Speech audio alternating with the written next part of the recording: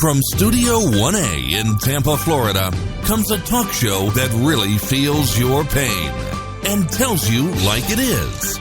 We love America and all that freedom-loving Americans want to protect.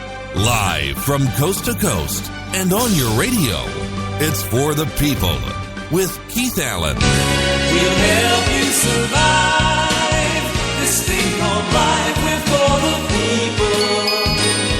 Whatever your source of stress or strife, for the people is there.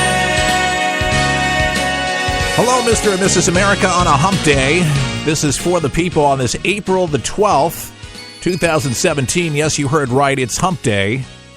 And we have a lot to talk about. It seems that Sean Spicer has got himself in the hot seat. And in case you haven't heard, we're going to talk about a blunder. And a blunder that was so bad, he has had to travel to many of the network TV channels to give interviews to try to explain himself, literally, of what he meant to say. And that is a very tough job because you have to diffuse things that the president says to smooth things over. Donald Trump sometimes may shoot from the hip. Well, he's done a better job when if he mainly speaks, through the teleprompter, more on message with the communication staff, and just it's easier. But the communication specialists, and basically is what they are pretty well rounded on the policy and basically know how the president thinks and knows what the president's working on, knows what he can say enough about, and where he can't comment about it.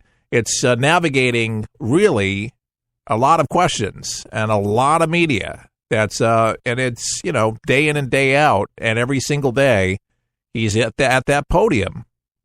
And some people, they don't last very long in that position. Look at Ari Fleischer and Dana Perino. I mean, rough jobs. They all go on to doing other things after that, but it's a pressure cooker. There's no doubt about it. I certainly wouldn't want the job, but you certainly have to have a brain. And when it comes to World War II, we could say that Sean Spicer would like to have a redo on what happened. And this is initially what he had said regarding the atrocities in Syria with Bashar al-Assad. Sean Spicer. Someone as despicable as Hitler, who didn't even sink to using chemical weapons. All right, here's the problem. The problem with chemical weapons is that Adolf Hitler, a very despicable, the most hated, the most evil man that ever walked the planet. But it comes as a Holy Week for Christians, obviously Palm Sunday, and for Jews, just not a good timing because, yes, gas was used by Hitler during World War II with the concentration camps, and he did use it. And I'll tell you that, folks, if you've never, ever visited the Holocaust Museum, one of them, and there's several around the country, but the one in Washington, D.C., is unbelievable. Unbelievable. And I don't think Sean meant any harm for what he had said, but I'll tell you what, took a backlash. And, of course, the mainstream media took him to lunch and really took him to task on this. So he went on with Greta Van Susteren, which now she has a gig on MSNBC, and he's explaining himself to Greta and to America. There's no other way. I mean, there's no other way to say it. I got into a topic that I shouldn't have, and I screwed up.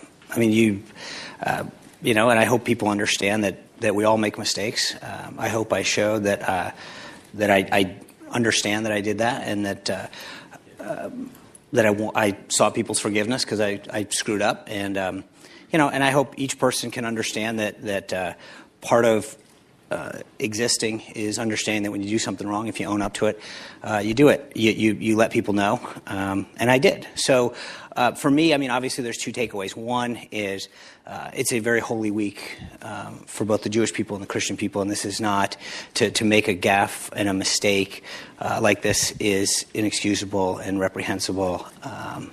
And so of all weeks, this was not, this compounds that kind of mistake.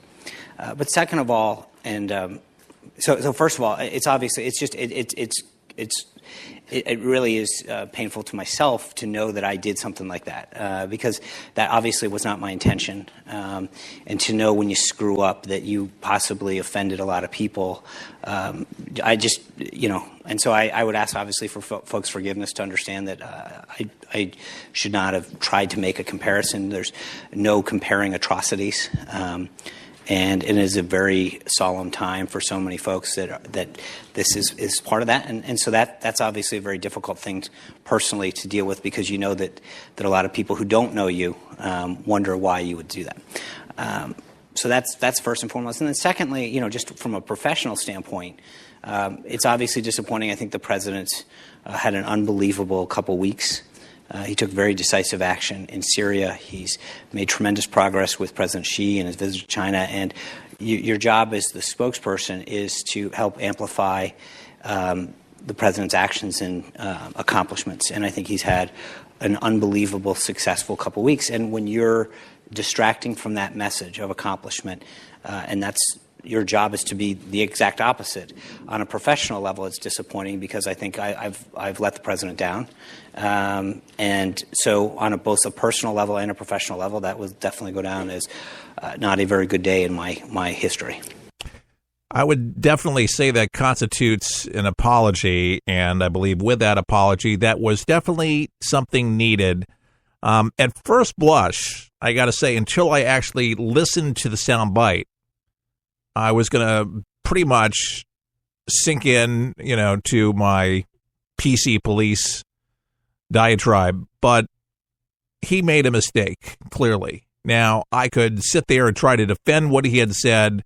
Certainly, Assad, what he did was deplorable and evil, and there has been some pretty serious atrocities besides just the recent gassing with the killing of hundreds of thousands of people that he's responsible for directly under his regime.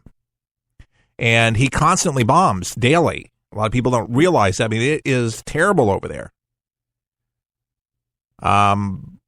Terrible. But another evil person for sure. I guess I could add that, but you don't want to, add or take away. But, Hitler certainly was one of the most evil.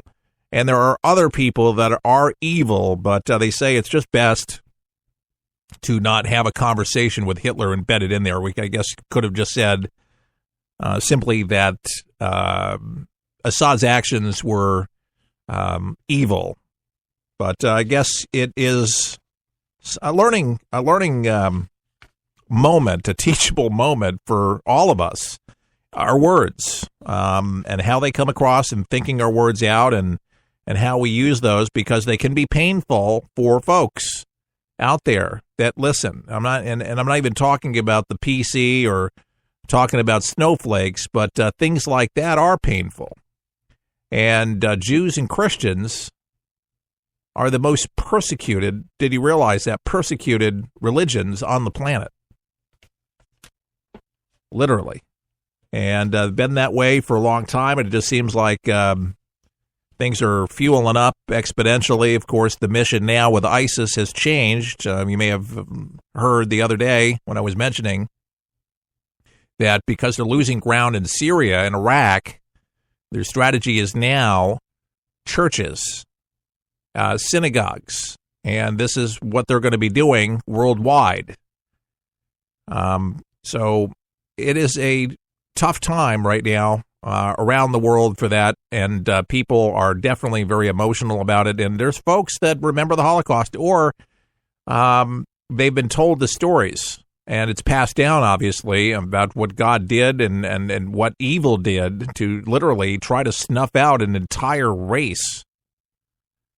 it again will take you to your knees when you see the artifacts, the items that people actually had to throw in piles and junk piles, brushes and toys and change and clothes, and these are actual items that were put in the Holocaust Museum in D.C. You'll totally have an appreciation in a real way to understand this, and just to think that the Ayatollahs deny the existence of the Holocaust. They say it didn't even happen, which is absolutely ridiculous because we know it's happened.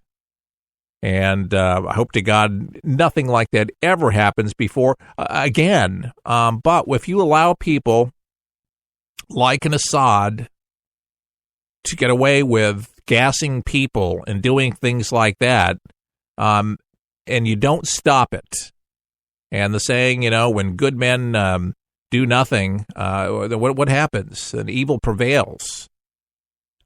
We can't have that happen. And I know, we've been the world's policemen. I know that conversation with Rand Paul, and a lot of that, there's some wars that we just don't belong in. But if America doesn't act, who will? Who will? A lot of people just don't step up to the plate. That's because we've shown leadership through the years. Leadership. And yesterday, if you missed yesterday's show, by the way, Ford Taylor was our guest. You may want to listen to the podcast, but this guy has talked to Georgia Pacific, AT&T, Gillette, Sherrington, SunTrust Bank, Humana Healthcare, Holiday Inn, Nestle. He's owned some big sports apparel companies, actually Brazos Sportswear Corporation, $300 million in sales. Listen to, later on yesterday's broadcast. Good stuff.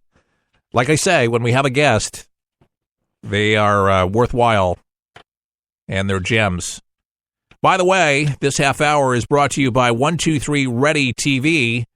Are you tired of paying cable bills? So am I. I cut my cable at the Allen household. We don't watch cable, but we still watch exactly what we watched on cable on 123 Ready TV. And how do we do that?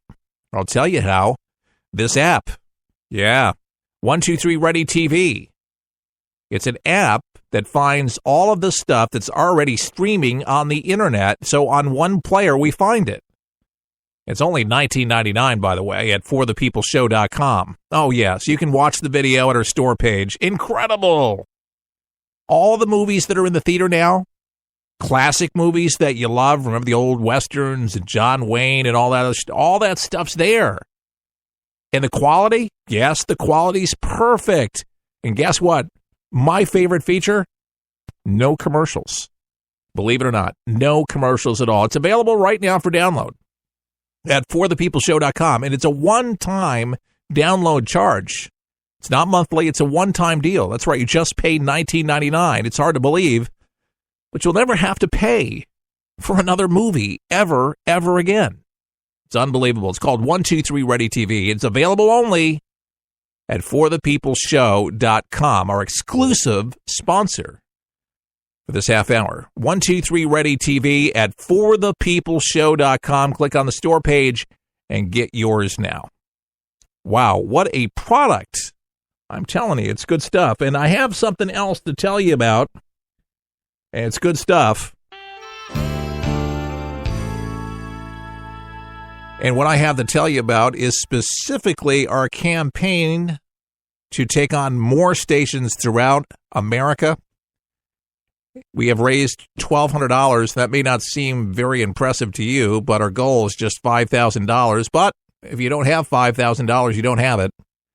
And the reason we're asking specifically today is that we're listener supported, and our radio show, you have to remember this, this is a true story, was rated one of the top 3 radio talk shows in America, only next to Rush Limbaugh back in the 90s under Chuck Harder. So we're rebuilding the show, we're rebooting the program, and the whole story is at forthepeopleshow.com. Just click on About.